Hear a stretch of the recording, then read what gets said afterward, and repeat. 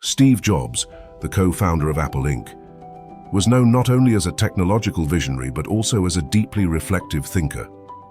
His innovations revolutionized computing, communications, and personal electronics. While much has been said about his minimalist Zen influence and passion for design, a lesser-known dimension of his life is his biological roots. He was born to Abdul Fattah John Jandali, a Syrian Muslim immigrant. Although Jobs was raised by adoptive American parents and never publicly practiced Islam, understanding his familial and cultural lineage offers valuable insights into how Islamic and Arab values, particularly through his father's background, may have influenced his life indirectly. This essay explores the positive, if subtle, impact Islam may have had on Steve Jobs by examining his Syrian Muslim heritage, the cultural values that may have shaped his worldview, and the often unspoken influence of Islamic principles through cultural transmission. It is an exploration not of religious practice, but of how Islam-inspired values, curiosity, discipline, simplicity, and a drive toward excellence may have found their way into the psyche of a man who changed the world. Steve Jobs was born in San Francisco on February 24, 1955, to Joanne Schiebel and Abdul Fattah Jandali. Jandali was a graduate student from Homs, Syria, who came to the United States to pursue his studies. A practicing Muslim in his youth, Jandali grew up in a household rooted in the traditions of Islam and the Arabic language. While Jobs was adopted shortly after birth by Paul and Clara Jobs, who raised him in a non-Muslim household, his biological father remained an important part of the story behind his origins.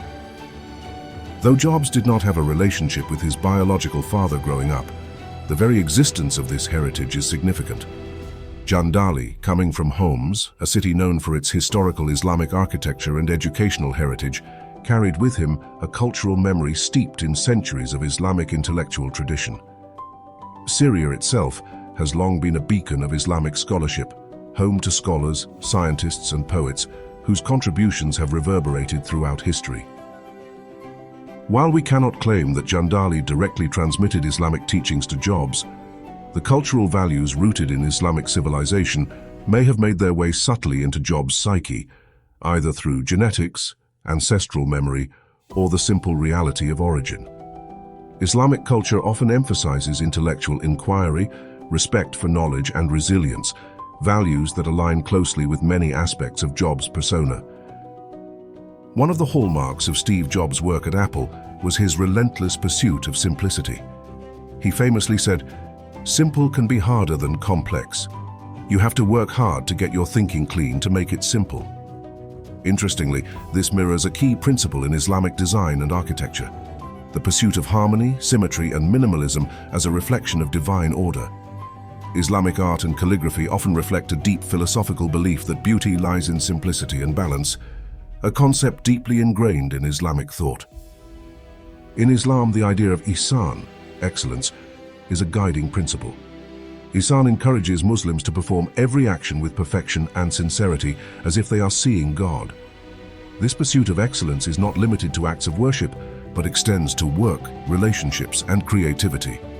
Steve Jobs' obsession with perfection, whether in the curvature of a font or the feel of a product's packaging, mirrors this value.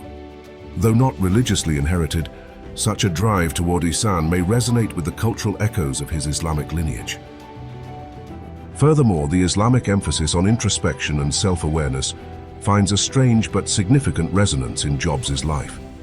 He took spiritual retreats, practiced meditation, and went on personal journeys of discovery, echoing the Islamic concept of tazkiyah al-nafs, purification of the soul.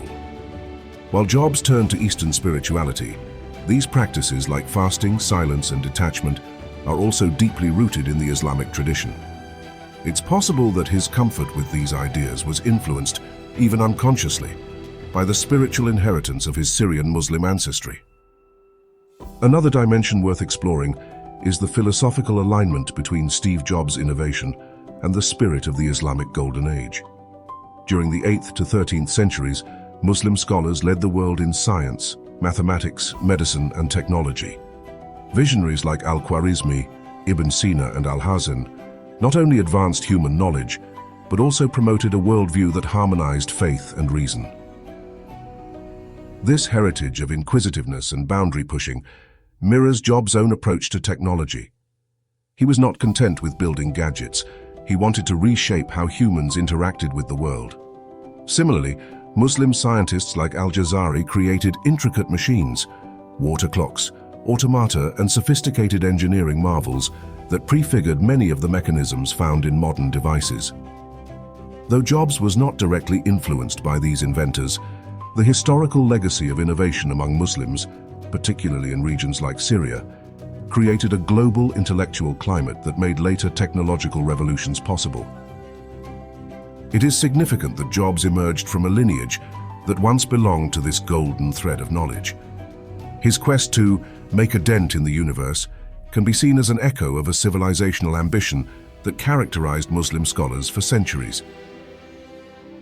Steve Jobs was adopted, but he remained curious about his biological origins.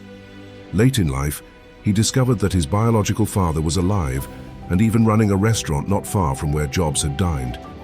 Though Jobs chose not to develop a relationship with Jandali, he reportedly knew who he was and had some awareness of his Syrian and Muslim background. Jobs' struggle with identity and belonging is a recurring theme in his life. He often described himself as an outsider, someone who did not fit into traditional molds. This feeling of marginality may have been intensified by the knowledge, conscious or subconscious, that his heritage was Arab and Muslim in a country that was growing increasingly suspicious of both. Yet Jobs never publicly disavowed this lineage. In fact, when asked about his roots, he acknowledged that he was half Arab. This quiet embrace of heritage, however distant, is a testament to the pull of identity.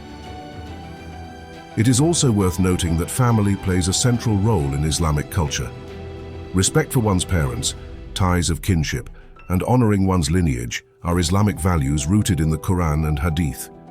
While Jobs' early life lacked this direct connection, his later personal reflections, particularly as a father and spiritual seeker, suggest a man in search of these very values. Jobs often stood at the intersection of opposites: art and technology, capitalism and minimalism, intuition and logic. In a way, this reflects the cultural fusion at the heart of his being. Islam, as a civilization, bridged continents and ideas. It brought Greek philosophy to Europe, preserved ancient knowledge, and contributed to the birth of the modern world. Steve Jobs, too, acted as a bridge. He merged intuitive design with cutting-edge engineering, bringing Eastern sensibilities into Western consumer culture. His Zen influences were well documented, but there is reason to believe that his comfort with abstraction, his love of poetry, and his holistic view of technology were also informed, however distantly, by a cultural heritage shaped by Islam. Arabic poetry, for example, has long emphasized brevity, rhythm, and emotional intensity, qualities that resonate with Apple's famous marketing and product philosophy. The Quran itself, with its lyrical style and profound conciseness, has influenced Arabic language and thinking for centuries. In Jobs' love of storytelling, simplicity, and clean design, we find subtle affinities with these values. Though Steve Jobs did not identify as Muslim, he was deeply spiritual. He spoke often of trusting in life, following intuition, and believing that the dots would connect. This faith in destiny, what Muslims call qadr, is a foundational belief in Islam. It emphasizes trust in God's plan and perseverance through uncertainty. In his famous Stanford commencement speech in 2005, Jobs said, "You can't connect the dots looking forward. You can only connect them looking backwards. So you have to trust that the dots will somehow connect in your future." This mirrors the Islamic concept of tawakkul, placing one's trust in Allah after doing the necessary work. Jobs' insistence on trusting the process and being guided by inner conviction, even when logic failed, resonates with this principle. Steve Jobs did not grow up Muslim, nor did he publicly identify with Islam.